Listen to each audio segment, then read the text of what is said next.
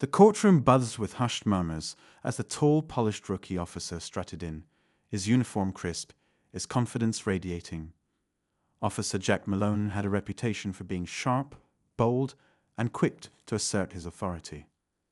His freshly pressed badge gleamed as brightly as his ego, a constant reminder of his swift rise in the ranks. But today, his ambitious streak was about to encounter a force far greater than his pride. Behind the bench sat Judge Eleanor Barnes, a woman whose quiet demeanor belied her immense presence. In her late 50s, she was known for her wisdom, integrity, and unwavering commitment to justice. With a career spanning over 3 decades, Judge Barnes had seen it all. Cases that shattered families, verdicts that shook communities, and individuals who underestimated the power of her words. Her reputation as a no-nonsense enforcer of the law was unmatched, and she carried herself with the grace of someone who had nothing to prove. Jack's arrogance was palpable as he approached the bench, his confidence bordering on cockiness. He was there to present his case, a seemingly straightforward traffic violation involving a young woman he'd pulled over the night before. According to his report, she had been speeding through a residential zone, and when confronted, she had been uncooperative and disrespectful. Jack was convinced this was an open and shut case, a perfect opportunity to showcase his authority in front of the courtroom. But something in Judge Barnes' calm gaze unsettled him. Her piercing eyes, framed by silver-rimmed glasses, seemed to see straight through him, as though she already knew the outcome of the case before a single word was spoken. The courtroom fell silent as she opened the file, her meticulous fingers flipping through the documents with deliberate precision. "Officer Malone," she began, her voice steady and firm. "Before we proceed, I'd like to clarify a few details in your report." Jack straightened his posture, his chest puffed out slightly. "Of course, Your Honor," he replied, his tone dripping with confidence. "I've documented everything thoroughly." Judge Barnes raised an eyebrow, her expression unreadable. "I see that," she said, her tone measured. "But there are a few inconsistencies I'd like to address. For instance, the time of the incident and the sequence of events you've described seem conflicting." Jack blinked, momentarily thrown off. He hadn't expected his report to be questioned so early. "Well, Your Honor," he began, scrambling for words. "It might be a clerical error, but I assure you the facts of the case are solid." The judge didn't respond immediately. Instead, she leaned back in her chair, her gaze fixed on the young officer. The silence in the room grew heavier, the tension thick enough to cut with a knife.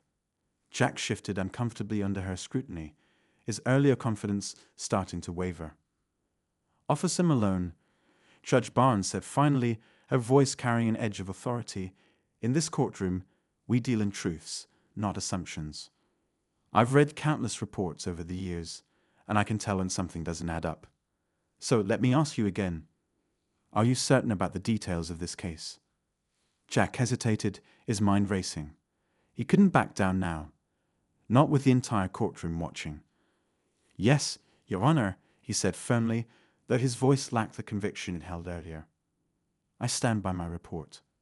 The judge nodded slowly, her expression unreadable. "Very well," she said. "But before we move forward, there's something I need to make clear." The room seemed to hold its breath as Judge Barnes leaned forward, her eyes locking onto Jack's with an intensity that made him feel exposed.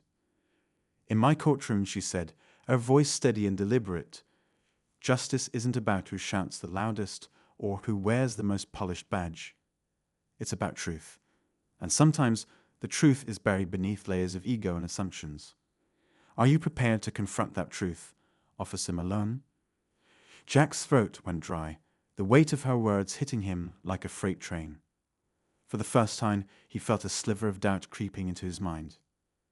He opened his mouth to respond, but before he could utter a word, Judge Barnes continued. "I'll give you a moment to think about that," she said, her tone leaving no room for argument. "Because what comes next may challenge everything you believe about justice and yourself." The courtroom fell into a tense silence as Jack stood there, the spotlight of scrutiny firmly on him. His confidence, once unshakable, now felt like a fragile facade. What had he gotten himself into? And what truth was Judge Barnes about to reveal? Jack's mind raced as he stood there, Judge Barnes' words echoing in his ears. He could feel the weight of her gaze, but he refused to let his unease show. His entire career had been built on his ability to project confidence, to stay in control, and to command respect. But something about this judge, the way she spoke, the way she seemed to see right through him, was unnerving. He glanced around the courtroom, trying to gauge the reactions of those seated behind him. A few spectators exchanged whispered comments, their expressions a mix of curiosity and amusement. The young woman at the defense table, the one he pulled over, sat quietly with her attorney. She looked calm, almost too calm, like someone who knew something he didn't. Jack's jaw tightened. He wasn't about to let this case slip out of his grasp. Judge Barnes tapped her pen lightly against the edge of her desk, a subtle reminder that the room was still hers to command. "Officer Malone," she said, her voice breaking the silence. "Let's take a step back. Tell me, in your own words, what happened the night of the incident." Jack cleared his throat and straightened his tie, forcing himself to focus. "Your Honor, I was on patrol in the Willow Creek neighborhood," he began, his voice steady but lacking its earlier bravado. "Around 9:15 p.m., I observed the defendant's vehicle traveling well above the posted speed limit. I initiated a traffic stop, and when I approached the vehicle, the defendant was argumentative and refused to comply with my instructions." Judge Barnes raised a hand, stopping him mid-sentence. "What were her exact words, officer?" she asked, her tone calm but firm. Jack blinked. He hadn't expected that level of scrutiny. She said I was targeting her unfairly," he replied, choosing his words carefully. "And she questioned why I pulled her over when there were no other cars around." The judge nodded slowly, her expression thoughtful. "I see," she said. "And how did you respond?" "I informed her that she was in violation of traffic laws and that her behavior was only escalating the situation," Jack replied, his tone growing firmer. "At that point, I issued her a citation and ended the interaction." Judge Barnes leaned back in her chair, her fingers steepled in front of her. "And you're confident that your actions were justified?"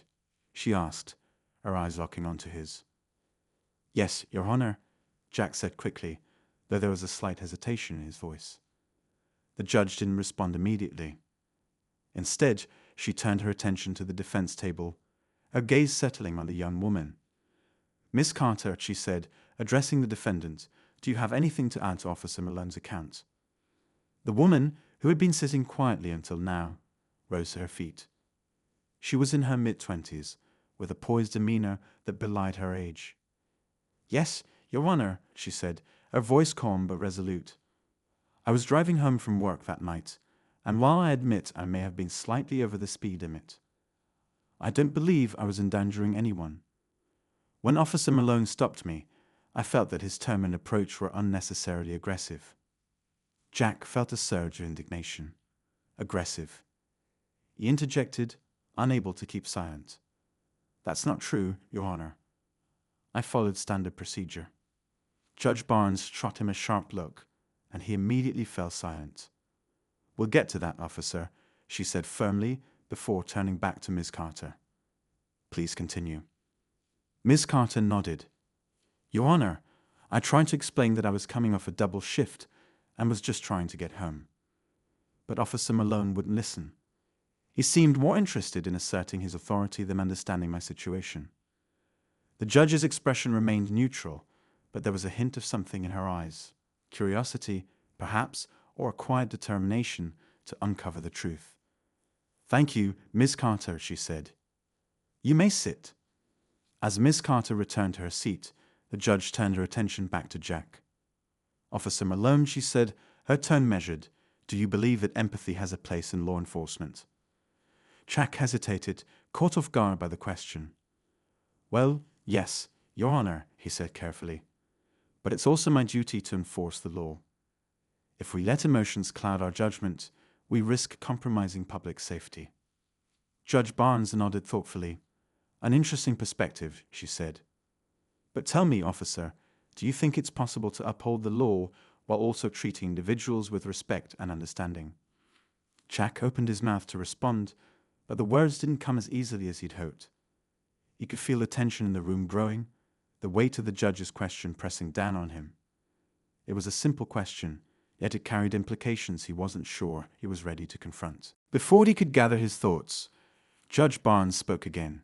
"You see, Officer Malone," she said, her voice taking on a more personal tone, "there's something I've learned in my years on the bench. The law is not just about rules and regulations, it's about people. And people are complex. They have stories, struggles, and circumstances that don't always fit neatly into the boxes we create for them." Jack felt a knot forming in his stomach. He wasn't used to being challenged like this, especially not by someone with the authority of Judge Barnes. He prided himself on his ability to stay composed under pressure, but this was different.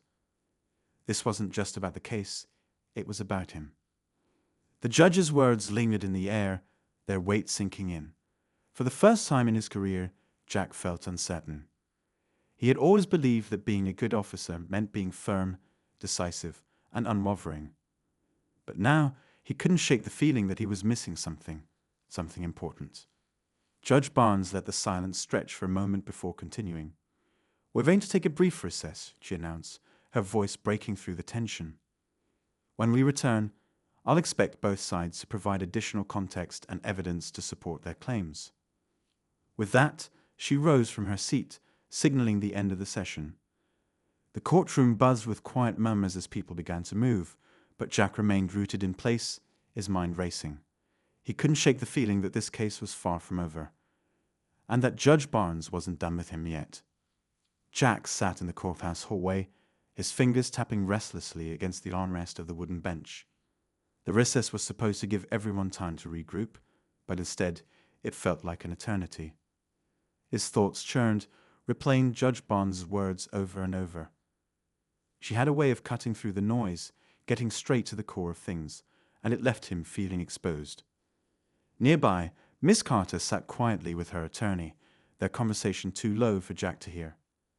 She didn't look rattled, not in the slightest. If anything, she seemed calm, even confident, as though she knew something he didn't. Jack couldn't help but wonder what her angle was. He had dealt with countless people trying to twist the narrative to their advantage, but this felt different. It wasn't just about her denying the violation. There was a deeper undercurrent he couldn't quite put his finger on. Across the hall, a veteran officer named Daniels approached Jack with a knowing smirk. Daniels had been in the force for over 20 years, and his graying hair and weathered face told the story of a man who had seen it all. He leaned casually against the wall, arms crossed, and gave Jack a once-over. "You look like you've seen a ghost," Daniels said, his voice tinged with amusement. Jack forced a chuckle, though it came out hollow. "Just trying to figure out where this is going," he replied. "Judge Barnes, she's not what I expected." Daniels' smirk faded, replaced by a more serious expression. "Barnes doesn't play games," he said. "She's sharp. And she's got this way of digging into things until she finds the truth, no matter how buried it is. If there's something you didn't think through, she'll find it." Jack bristled at the implication. "I didn't do anything wrong," he said defensively. "I followed protocol. The facts are on my side." Daniels raised an eyebrow. "Maybe, but facts don't always tell the whole story, kid. Sometimes it's about how you present them. And with Barnes, it's about whether or not your facts add up to something bigger than just rules." Jack didn't respond. He didn't want to admit that Daniel's words hit a little too close to home. Instead, he glanced at the clock on the wall. The recess was nearly over. It was time to face whatever came next. When everyone reassembled in the courtroom, the tension was palpable. Judge Barnes returned to her seat, her expression calm but unreadable. She glanced briefly at the clock before addressing the room. "Before we proceed," she began, her voice steady, "I'd like to take a moment to remind everyone while we're here. This isn't just about a traffic violation. This is about ensuring that justice is served fairly and impartially. And to do that, we must examine every angle of this case." Jack felt a flicker of unease. She wasn't just talking about the case, she was talking about him. Miss Carter, the judge continued, turning her attention to the defendant, your attorney has submitted additional evidence for the court's review. Please explain its relevance. Ms. Carter's attorney, a composed woman in her 40s, stood and handed a document to the court clerk. Your Honor, this is a report from the city's traffic monitoring system, she explained. It shows the speed recorded by the cameras in the area where my client was pulled over. The data indicates that she was traveling 5 miles per hour over the limit, not the excessive speed noted in Officer Malone's report. A murmur rippled through the courtroom. Jack's jaw tightened as he glanced at the document. He had been sure she was speeding, but now doubts crept in. Had he misjudged the situation, or was there more to this story? Judge Barnes examined the document carefully before addressing Jack. Officer Malone, she said, her tone neutral. Would you care to respond? Jack took a deep breath. Your Honor, the camera might have recorded her speed at one point, but I observed her vehicle accelerating as I followed it. The camera data doesn't account for the full context. The judge nodded, her expression giving nothing away. Fair enough, she said. But this raises a question. Why didn't your report mention that the camera data was inconsistent with your observations? Jack hesitated. He hadn't thought to include that detail. It hadn't seemed important at the time. Now he realized how it might look. I didn't think it was relevant, Your Honor, he admitted. I was focused on documenting the violation as I saw it. Judge Barnes leaned forward slightly, her eyes narrowing. Officer Malone, details are always relevant. They're what separate a strong case from a weak one. And in this courtroom, we don't overlook details. Jack felt the weight of her words like a punch to the gut. She wasn't accusing him of lying, but her tone made it clear that she wasn't satisfied with his explanation. For the first time, he began to wonder if he had made a mistake, not in pulling Miss Carter over, but in how he'd handled the aftermath. As the proceedings continued, it became clear that this wasn't just about a traffic stop. Judge Barnes began asking questions that probed deeper into Jack's actions, his mindset, and even his approach to law enforcement as a whole. She wasn't just dissecting the case, she was dissecting him. Meanwhile, Miss Carter's calm demeanor never wavered.